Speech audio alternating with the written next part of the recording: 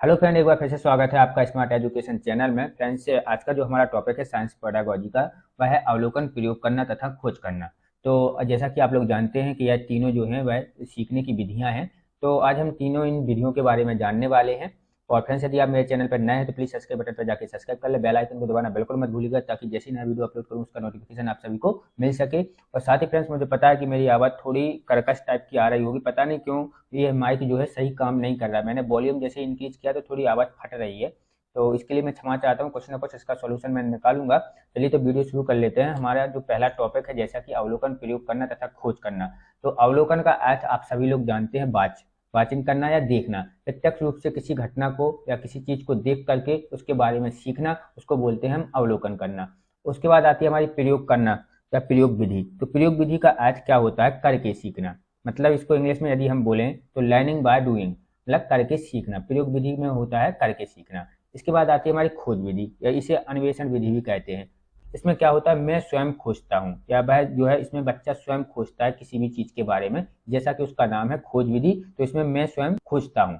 और इसे यदि इंग्लिश में बोले तो I found out my self. तो इस प्रकार से जो है हमारी ये तीन विधियां दी गई हैं। इन तीनों विधियों के बारे में हम जानने वाले हैं। इसके साथ मैं आपको एक वैज्ञानिक के बारे में बताना चाहूंगा। इसमें जो है हर्बर्ट स्पेंसर। तो हर्बर्ट स्पेंसर जो थे, इन्होंने एक बात कही थी, एक कथन कहा था अपना, एक कि बालकों को जितना कम संभव हो बताया जाए तथा उनको जितना अधिक संभव हो खोजने के लिए प्रोत्साहित किया जाए। तो हर्बर्ट स्पेंसर ने यह बात कही। इस बात पर जो है दो विधियां बनी। पहली बनी आपकी अवलोकन विधि, इस पर आधारित है। दूसरी खोज विधि, इस पर आधारित है। तो हर्बर्ट स्पेंसर की इस कथन पर जो है दो विधियां आधारित हैं, हमारी अवलोकन विधि और खोज विधि। तो इनके बारे में हम आगे जानेंगे, इसमें यही लिखा हुआ है। तो यहाँ पे हम देख लेते हैं हमारा अवलोकन। पहली हेडिंग है अवलोकन।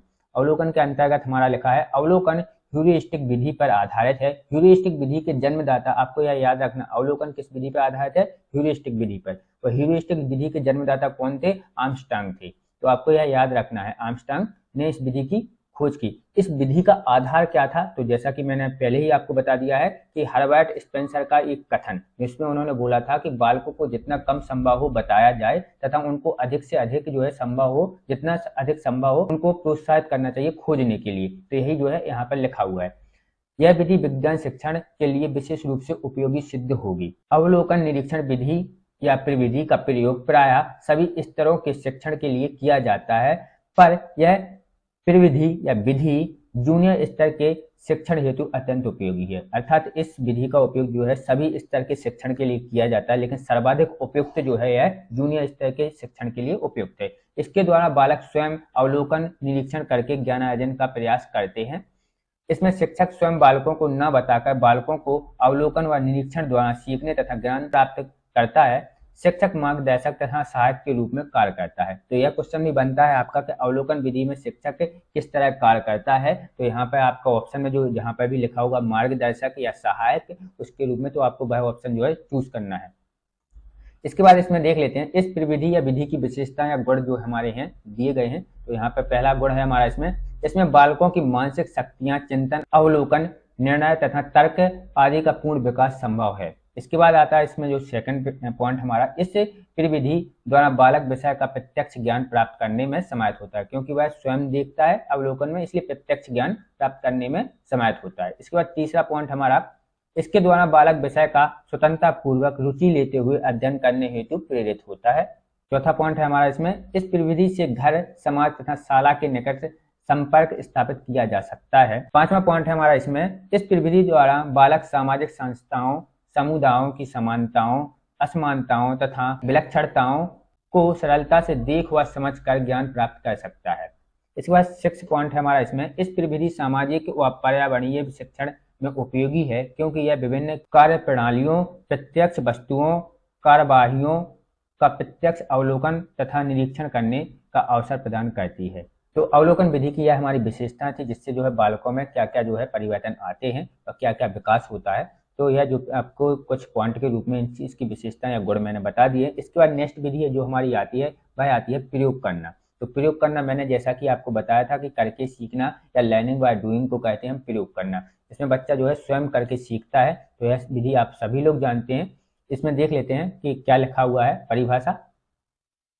विज्ञान प्रयोग पर आधारित रहता है अतः विज्ञान शिक्षण में इस बात पर विशेष बल दिया जाता है कि छात्र जो कुछ भी सीखें वह प्रयोग के आधार पर सीखें अर्थात करके या लर्निंग बाय डूइंग।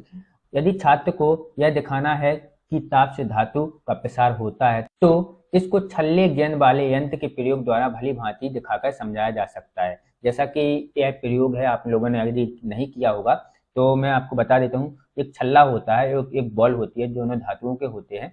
तो पहले बॉल को जो है हम छल्ले से ठंडी ही गुजारते हैं तो वह निकल जाती है, लेकिन जैसे ही हम उसको गर्म कर देते हैं तो वह जो है बॉल में प्रसार हो जाता है, जिस वजह से जो है वह छल्ले से नहीं निकलती है। तो इस प्रकार के प्रयोग के जरिए ही बच्चे जो है इस विधि में जो है प्रयोग के जरिए जो भी ज्ञान अर्जित करें वो प्रयोग के जरिए ज्ञान अर्जित करें। तो इस विधि का मुख्य उद्देश्य यही है कि जो भी बच्चे ज्ञान अर्जित करें वह किसके जरिए करें, प्रयोग के जरिए करें।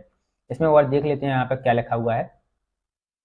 लेकिन इस विधि में छात्रों की अपेक्षा अध्यापक अधिक क्रियाशील रहता है अतः यह विधि माध्यमिक स्तर तक की विज्ञान कक्षाओं के लिए एक प्रभावशाली विधि है। मतलब उच्च स्तरीय बच्चों के लिए नहीं है, यह माध्यमिक स्तर के बच्चों के लिए तक ही अच्छी प्रभावशाली विधि है।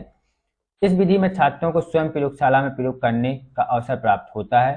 छात्रों को आवश्यक निर्देश देकर उपकरण दिए जाते हैं जिसकी सहायता से वे स्वयं निरीक्षण करते हैं, परीक्षण करते हैं या चीर-फाड़ करते हैं, गणनाओं को लिखकर स्वयं परिणाम निकालते हैं। यह विधि बड़ी खर्चीली है क्योंकि इसमें व्यक्तिगत उपकरणों की व्यवस्था करनी होती है।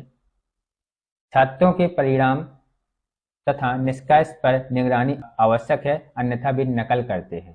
तो इस प्रकार से जो है यह विधि के थोड़ा इसके दोष बताए गए हैं यहाँ पर कि इसमें क्या क्या दिक्कत आती है। तो यह हमारी है प्रयोग विधि। इसके बाद आती है हमारी नेक्स्ट विधि है वह है खोज या अन्वेषण विधि। तो खोज एवं अन्वेषण विधि भी जो है मैंने जैसा कि आपको बताया था, इसका अर्थ क्या होता है, I found out my self, मतलब मैं स्वयं खोजता हूँ। तो खोज विधि में जो है वह स्वयं बच्चा स्वयं खोजता है किसी भी चीज के बारे में, इसको अन्वेषण विधि भी बोलते हैं। तो इसमें क्या लिखा हुआ है, इस विधि के जन्मदाता प्रोफेसर आर्मस्ट्रांग हैं। तो आपको इसका नाम याद रखना है कि पूछ लेता है खोज या अन्वेषण विधि के जन्मदाता कौन है, तो प्रोफेसर आर्मस्ट्रांग है।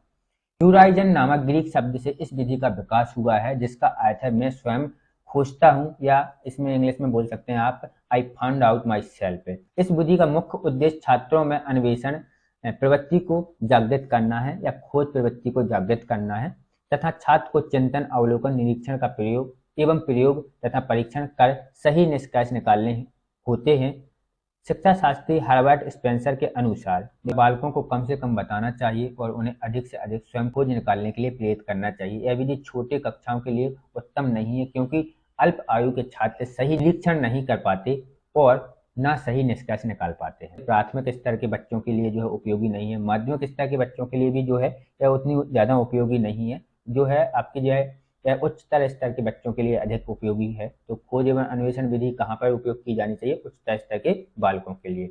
इसके साथ जो मैंने शुरू में आपको बताया था कि हर्बर्ट स्पेंसर का जो कथन था उस पर दो विधियां आधारित हैं, एक है हमारी खोज विधि, एक है अवलोकन विधि। तो इन्हीं के जो है एक कथन था जिस पर जो आपको मैंने पहले ही बताया, बालकों को कम से कम बताना चाहिए बल्कि उन्हें खोजने के लिए स्वयं प्रेरित करना चाहिए। तो यह थी हमारी तीनों विधि। इसके साथ हमारा यह वीडियो खत्म होता है। यदि आपको वीडियो पसंद आया हो तो प्लीज़ अपने दोस्तों को शेयर कीजिए, लाइक कीजिए, कमेंट कीजिए। कोई भी दिक्कत यदि आती है तो कमेंट जरूर कीजिएगा। और फ्रेंड्स यदि वॉइस में यदि अभी भी दिक्कत आ रही है तो प्लीज़ मुझे कमेंट करके एक बार जरूर फिर से बताना कि हाँ वॉइस में शायद दिक्कत आ रही है, वॉइस फट रही है या धीमी आ रही है या ज़्यादा ही तेज या कुछ भी आपको दिक्कत आ रही है तो प्लीज़ कमेंट बॉक्स में कमेंट कीजिएगा। और फ्रेंड्स यदि आप मेरे चैनल पर प्लीज नए हैं तो प्लीज़ सब्सक्राइब बटन पर जाकर सब्सक्राइब कर लें, बेल आइकन को दबाना बिल्कुल मत भूलिएगा ताकि जैसे नया वीडियो अपलोड करूँ उसका सभी का नोटिफिकेशन आप सभी को मिल सके। Thanks for watching my video friends.